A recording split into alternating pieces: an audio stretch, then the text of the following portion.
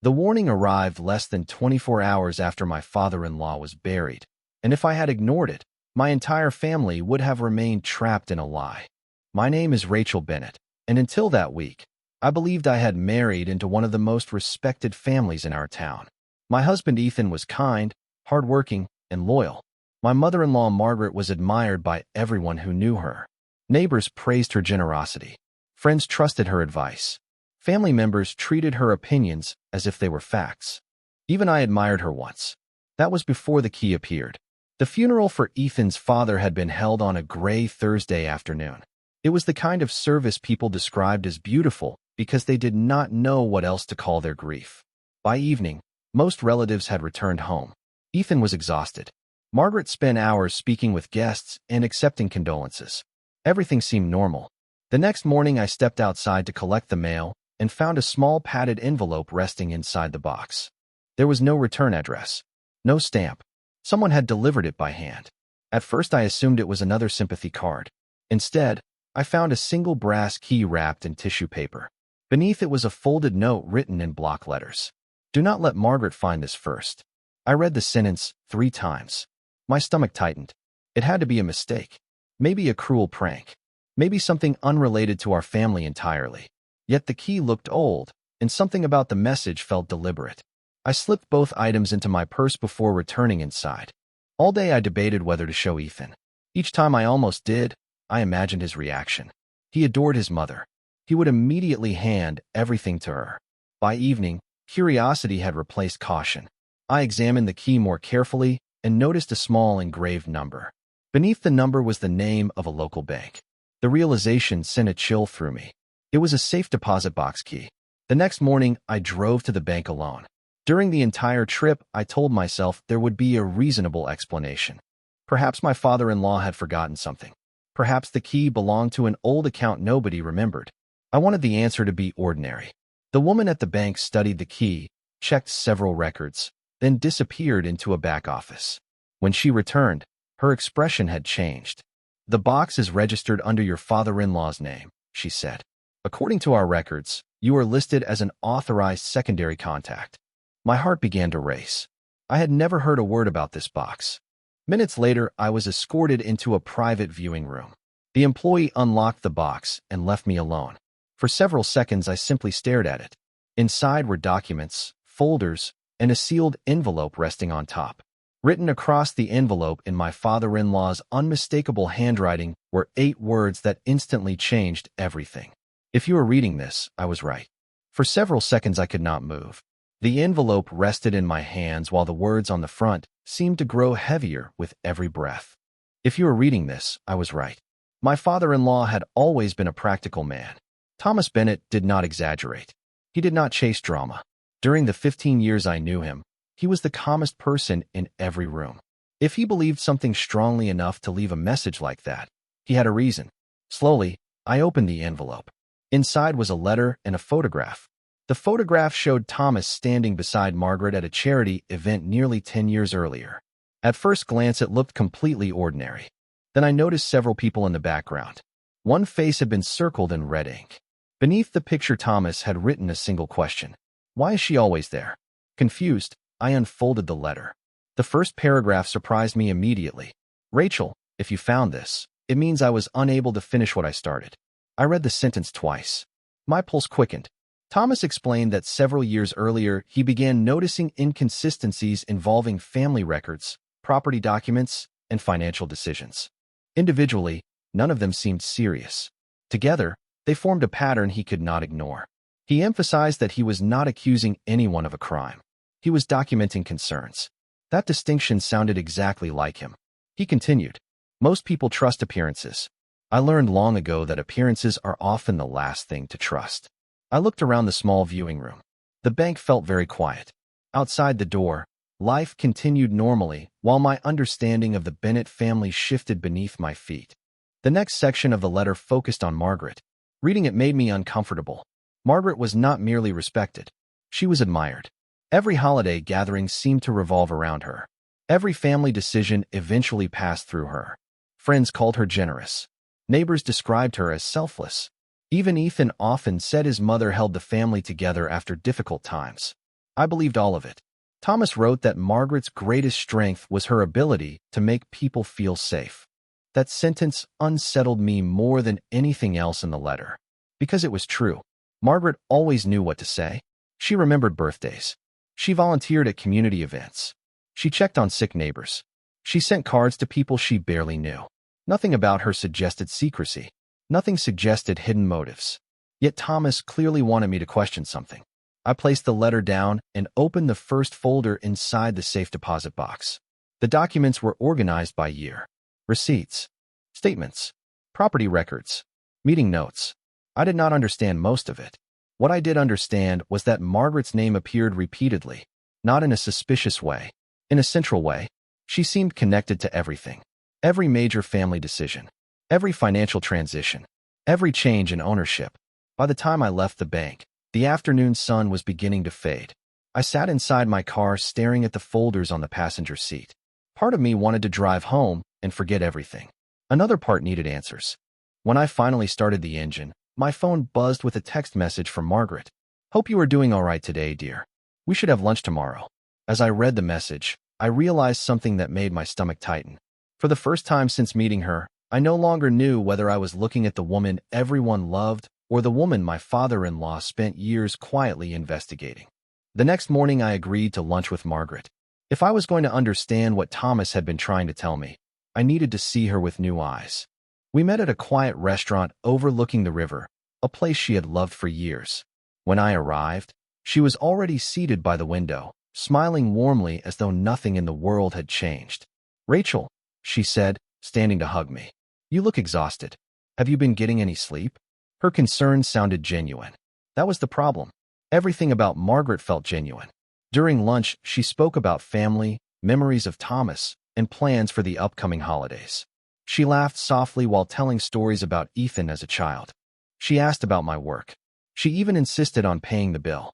If someone had secretly recorded our conversation, they would have seen exactly what everyone else saw. A thoughtful mother, a devoted widow, a woman who cared deeply about her family. Yet as I listened, I noticed something I had never paid attention to before. Margaret controlled every conversation without appearing to control it. She guided topics gently. She redirected questions effortlessly. Whenever I mentioned Thomas, she quickly shifted toward happier memories. Whenever I brought up finances, she smiled and changed the subject. Nothing dramatic, nothing obvious, just enough to prevent certain discussions from going deeper. On the drive home, her words stayed with me. That evening, I opened the folders again and began reading more carefully. The first two sections contained records I barely understood. The third folder was different. It contained copies of property documents stretching back nearly 12 years. Several pages were highlighted by Thomas. At first, I thought the changes reflected routine transactions. Then I noticed something unusual. Certain family assets appeared under one ownership record one year and a different structure the next. The signatures were legitimate. The paperwork was legal, yet the pattern seemed strangely complicated. Why would simple family properties require so many adjustments? More importantly, why had Thomas been tracking them? Around 9 o'clock, Ethan came into the living room and found me surrounded by papers. "You are still going through Dad's things?" he asked. I quickly closed one folder. "Just trying to understand some of his records." Ethan nodded. "Good luck." Dad kept everything. He smiled briefly before sitting beside me. For a moment, I considered telling him everything. The key, the letter, the safe deposit box. Instead, I stayed silent. I hated keeping secrets from my husband, but I was not ready. Not yet. Before going to bed, I opened one final folder. Inside was a single sheet of paper attached to a yellow sticky note written in Thomas's handwriting. Unlike the other documents, this page contained only names and dates. One name appeared repeatedly: Linda Foster, Margaret's closest friend for nearly 20 years. I recognized her immediately. She attended every family gathering, every charity event, every major occasion. What unsettled me was not seeing her name. It was seeing how often it appeared beside Margaret's. At the bottom of the page, Thomas had written a sentence that kept me awake most of the night. "If you want answers, start with Linda." The next afternoon, I called Linda Foster and asked if she would meet me for coffee. She agreed immediately. Nothing about her response sounded nervous or guarded. In fact, she seemed delighted to hear from me. We met at a small cafe near the historic district, a place filled with polished wood tables and the smell of fresh pastries. When I arrived, Linda was already there. She greeted me warmly and asked how I was handling Thomas's death. For the first 15 minutes, our conversation remained completely ordinary. We talked about family, community events, and memories of better times. Then I carefully shifted the discussion toward Margaret. The change was subtle, but I noticed it immediately. Linda's smile became more cautious. Her answers grew shorter. When I mentioned some of the property records I had been reviewing, she nearly dropped her coffee cup. The reaction lasted less than a second, yet it was impossible to miss. "You have been looking through those files?" she asked. "Some of them," I replied. "Thomas kept very detailed records." Linda looked out the window before speaking again. "Yes, he certainly did." There was something unusual in her voice. Not fear exactly, more like discomfort. I decided to take a chance. "Did Thomas ever discuss concerns about family finances with you?" For several seconds, she remained silent. Finally, she sighed. "Rachel, there are some questions you should probably stop asking." The answer stunned me. "Why?" I asked. Linda shook her head. "Because sometimes answers create more problems than they solve." I stared at her. The words sounded strangely familiar. They reminded me of something Margaret might say. Before I could ask another question, Linda stood and reached for her purse. "I should go." "Linda." She paused. Did Thomas believe something was wrong? Her expression softened. For a brief moment, she looked genuinely sad. Thomas believed many things. Some were right, some were not. Then she left. I sat alone for nearly 20 minutes after she was gone. The meeting had raised more questions than it answered. Yet one thing was clear. Linda knew far more than she wanted to admit. That evening, I reviewed Thomas's folders again. Hidden between several property records, I discovered a folded receipt from a law office. The name printed at the top immediately caught my attention. David Harper. I recognized it from one of Thomas's notes. Unlike Linda, David Harper was not a family friend. He was an attorney. Attached to the receipt was a handwritten message from Thomas. "If anything happens to me before I finish this, show everything to David. He already knows enough to understand the rest." I read the sentence twice, then a third time. My heart was racing again. First the key, then the letters, then Linda's strange warnings. Now an attorney connected to documents Thomas had hidden from everyone. As I stared at the note, I realized I had reached a point where walking away was no longer possible. Whatever secret Thomas spent years investigating, I was getting closer to it with every file I opened. The following morning, I called David Harper's office and requested an appointment. To my surprise, the receptionist offered me a meeting that same afternoon. The speed of the response made me uneasy. Most attorneys required days or even weeks of notice. By 3 o'clock, I was sitting across from a man in his early 60s surrounded by shelves filled with legal volumes and framed certificates. David listened quietly while I explained how I discovered the safe deposit box. I showed him the note Thomas had left behind. I watched his expression carefully. The moment he saw Thomas's handwriting, something changed. He removed his glasses and leaned back in his chair. "I was wondering when someone would finally bring me this," he said. My heart immediately began racing. "You knew about the box?" David nodded slowly. "Not the location. Thomas never told me that. But I knew he was collecting information." For several seconds, neither of us spoke. Then I handed him several copies of the documents I had found. He examined them one page at a time. The deeper he went, the more serious he became. Finally, he placed the papers on his desk and folded his hands. "Rachel, how much have you told your husband?" "Nothing yet." "Good." The answer shocked me. "Why good?" David looked toward the office door before lowering his voice. "Because if these records are authentic, you need to understand exactly what you were dealing with before involving anyone else."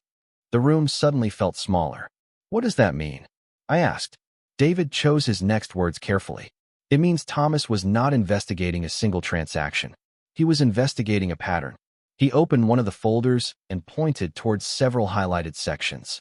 According to David, the documents showed a series of decisions made over many years. Individually, every decision appeared legal. Every signature appeared valid. Every record seemed properly filed. Yet when viewed together, they created a picture Thomas found deeply troubling. Certain assets moved repeatedly through structures that made ownership difficult to track. Family resources appeared to shift without clear explanations. Most concerning of all, the same small group of names appeared again and again. Margaret Bennett. Linda Foster, and several organizations connected to both women. Are you saying Margaret did something illegal? I asked. David immediately shook his head. No, I am saying Thomas believed something was being hidden. That distinction mattered. It was exactly the kind of careful language Thomas would have appreciated. David then opened a drawer and removed a sealed envelope. My stomach tightened when I saw my name written across the front. Thomas left this with me almost 2 years ago, David said quietly. He instructed me to release it only if he passed away before resolving his concerns. I stared at the envelope in disbelief. What is inside? David looked directly at me. The reason he stopped trusting appearances. My hands felt strangely cold as I stared at the envelope. Thomas had trusted David Harper enough to leave it in his care for nearly 2 years. Whatever was inside had survived his death, the funeral, and every opportunity for it to disappear. David slid the envelope across the desk toward me. You should read it here, he said quietly.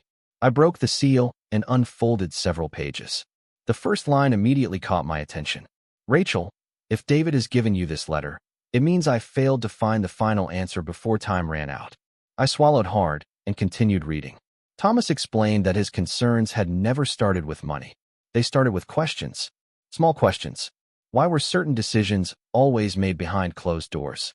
Why did information reach different family members in different forms? Why did Margaret and Linda appear connected to nearly every major change involving family assets, charitable donations, and estate planning? According to Thomas, the issue was not whether the transactions were legal. The issue was transparency. He believed important details were being withheld from the people most affected by them. Several pages later, he described a meeting he attended nearly 4 years earlier. During that meeting, Margaret had encouraged family members to approve a restructuring plan involving multiple properties and charitable funds. Everyone agreed because they trusted her. Thomas included copies of meeting notes showing that many participants never received the full documentation before voting. That discovery unsettled him deeply. As I continued reading, a pattern became impossible to ignore. Margaret consistently occupied the center of every important decision. Yet she rarely appeared as the official decision-maker. Her influence existed behind the scenes. Recommendations, suggestions, introductions, referrals. She never seemed responsible for outcomes, yet she appeared connected to all of them. When I finally lowered the papers, David was watching me carefully. Now you understand why Thomas became concerned, he said. I nodded slowly. But concern is not proof. Exactly. David leaned forward. That is what frustrated him. Every time he uncovered a new piece of information, it raised more questions instead of providing answers. He then opened a file cabinet and removed another folder. Unlike the others, this one contained recent documents. These were delivered to my office 6 months ago, he explained. Anonymous source. My heart immediately began racing again. Inside were copies of correspondence, meeting summaries, and organizational records. One document stood out immediately. It listed several charitable foundations connected to community projects Margaret publicly supported. Another listed individuals serving on advisory boards. Linda Foster's name appeared repeatedly. So did Margaret's. At first, nothing seemed unusual. Then David pointed to a column of dates. Notice the timing, he said. The dates aligned perfectly with several property transfers Thomas had highlighted years earlier. My stomach tightened. The connections were becoming harder to dismiss. As the meeting ended, David gathered the files and returned them to their folders. Rachel, he said carefully, there is still something missing. What? I asked. His expression turned serious. The person who sent the key, whoever helped Thomas after he died, is still out there. And based on what I found last week, I believe that person is trying to contact you again. I left David Harper's office carrying more questions than answers. The late afternoon sun was sinking behind the buildings downtown, casting long shadows across the parking lot. As I reached my car, I noticed a plain white envelope tucked beneath the windshield wiper. My heart immediately began pounding. There was no name on the front, no address, nothing except a small handwritten message. Check the year Thomas stopped attending board meetings. I looked around the parking lot. A few people were walking toward their vehicles, but nobody seemed to be watching me. By the time I drove home, I could think of little else. Someone knew about my investigation. Someone knew I had met with David. More importantly, someone wanted me to continue. That evening, after Ethan went upstairs, I returned to the dining room table and spread the documents across the surface. I searched through every folder until I found records connected to the community foundations Margaret supported. David had mentioned board memberships. Thomas had highlighted dates. Now I was looking for a specific year. Nearly an hour later, I found it. 7 years earlier, Thomas abruptly stopped attending meetings for one particular charitable organization. At first, the change seemed insignificant. Then I compared the date to other records. The timing matched perfectly with several property restructurings Thomas had questioned. It also matched a period when Margaret and Linda became far more involved in organizational leadership. My stomach tightened. The pattern was becoming impossible to ignore. The next morning, I visited the county records office. I told myself I was only verifying information. Yet deep down I knew I was chasing something much larger. Several hours later, while reviewing public filings, I discovered another connection. Certain properties that had once belonged directly to family holdings had gradually become associated with organizations linked to the same small circle of people. Everything appeared legal. Everything was documented. Yet the complexity made it difficult for ordinary family members to understand exactly what had happened. I photographed several records and returned home. That night, I finally decided to tell Ethan part of the truth. Not everything, just enough. His reaction was worse than I expected. "You are investigating my mother?" he asked. The disappointment in his voice hurt more than anger would have. "I am investigating questions your father left behind." Ethan shook his head. "Dad trusted Mom." "Did he?" The words escaped before I could stop them. Silence filled the room.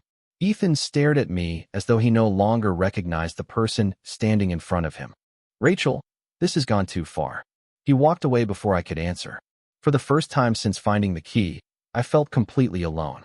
Later that night, unable to sleep, I opened my email and found a new message from an anonymous account. There was no greeting, no explanation, only a single attachment and one sentence beneath it. Margaret never expected Thomas to keep a second journal. My hands shook as I opened the attachment. The file contained scanned pages from a notebook written entirely in Thomas Bennett's handwriting. At the top of the first page, he had written 2 words: "Private Journal." I immediately recognized the dates.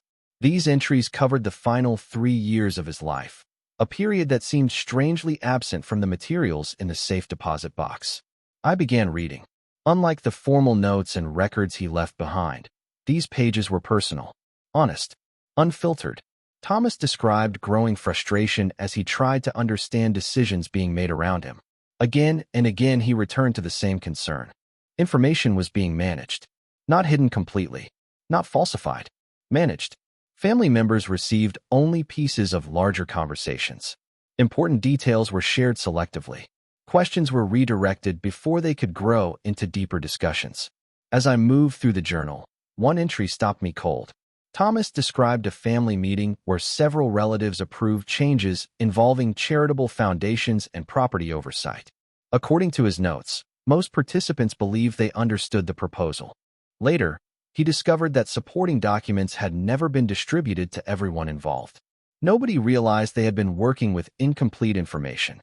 The next entry was even more troubling. Thomas wrote that when he raised concerns privately, Margaret always had a reasonable explanation ready. Every answer sounded logical. Every explanation seemed responsible. Yet somehow the questions never disappeared. They only multiplied. Near midnight, I finished the final page. Attached to the journal was another document. This one contained names, dates, and locations. At the bottom, Thomas had written a short instruction. "Bring David. Bring everyone. Show them together." My heart raced as I stared at those words. For months, Thomas had been gathering pieces of a puzzle. Now he seemed to be telling me how to complete it. The following morning, I called David Harper and asked him to review the journal immediately. 2 hours later, we met in his office. He read silently for nearly 40 minutes. When he finally looked up, his expression had changed. "This is what Thomas was missing," he said. "Not proof of wrongdoing. Proof of a pattern." He explained that the journal connected events spread across multiple years. Separately, each decision appeared harmless. Together, they revealed a system where influence flowed through a very small group of trusted people. "Can you prove it?" I asked. David nodded slowly. "With the journal and the records combined, we can prove that important information was repeatedly withheld from family decision makers." I sat back in my chair. The room suddenly felt warmer. What happens now? David closed the journal carefully. Now everyone deserves to see what Thomas spent years trying to show them. That evening I returned home and found Ethan waiting in the kitchen. He looked exhausted. Before I could speak, he placed an envelope on the table between us. "Mom asked me to give you this," he said quietly. I stared at the envelope. Margaret's handwriting covered the front. Then Ethan said something that made my pulse jump. "Rachel, I think my father knew much more than any of us realized." For several seconds I stared at the envelope resting on the kitchen table. Margaret's handwriting was unmistakable. Neat, confident, familiar. Ethan stood across from me with an expression I had not seen before. It was not anger. It was uncertainty. The kind that appears when a person begins questioning things they once accepted without hesitation. Slowly, I opened the envelope. Inside was a letter written by Margaret herself.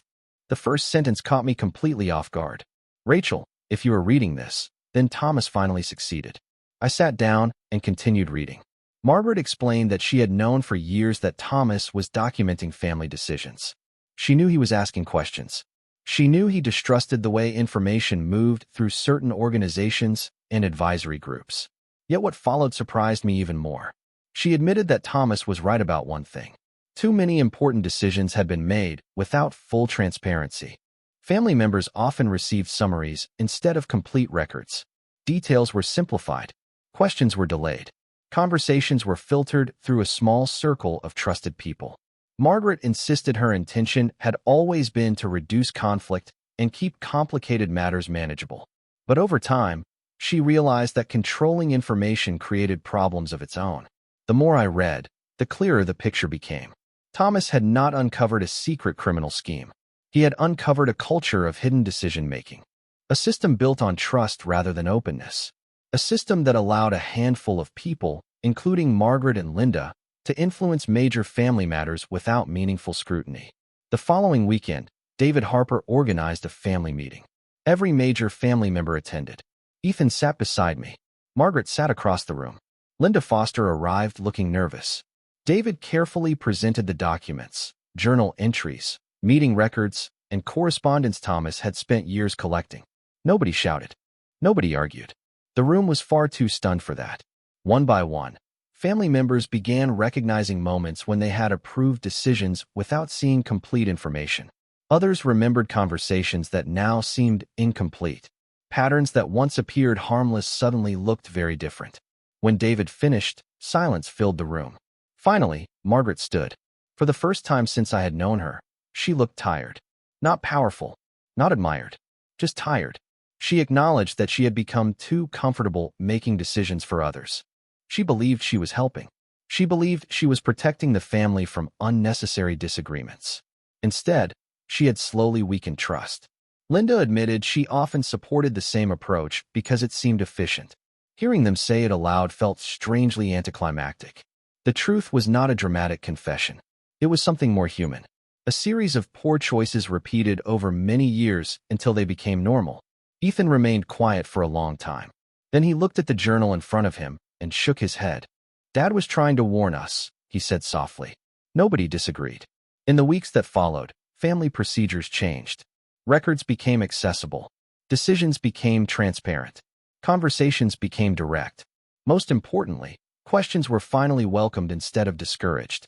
One evening, months later, I returned Thomas's journal to its box and read his final entry one last time. The last sentence made me smile through tears. The most dangerous secrets are not hidden by strangers. They are hidden by the people everyone trusts. Looking back, I realized the greatest risk was never opening the safe deposit box. The greatest risk would have been ignoring it.